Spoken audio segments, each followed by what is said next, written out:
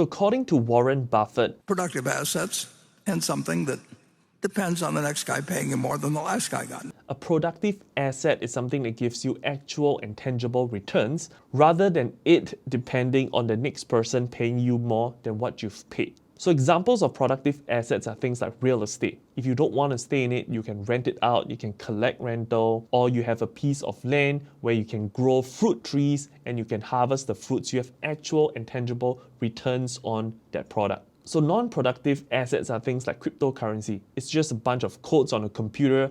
Nobody even knows if the founder exists. I have nothing to do with Bitcoin. I just believe that somebody put that fictitious name in there. And who's behind cryptocurrency. So when I heard this, it got me thinking about the concept of money.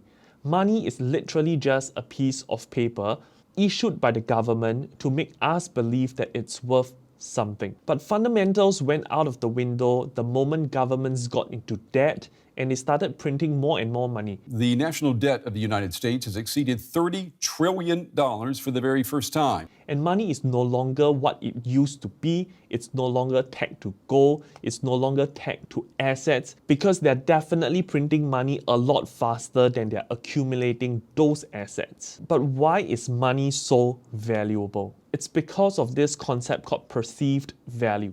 If enough people come together and believe that this item, product, or service is worth something and it's valuable, it becomes valuable. Up until the point of time where people start to lose hope and faith in the system, and that's where it crashed. And lastly, after all the food for thoughts, the most important concept that I want to leave with you today is not every property is a productive asset over your intended holding horizon. So assuming you want to buy a property and hold it for 5 years, and you hope for this property to be a productive asset over the course of 5 years, you need to understand that it might not happen for you.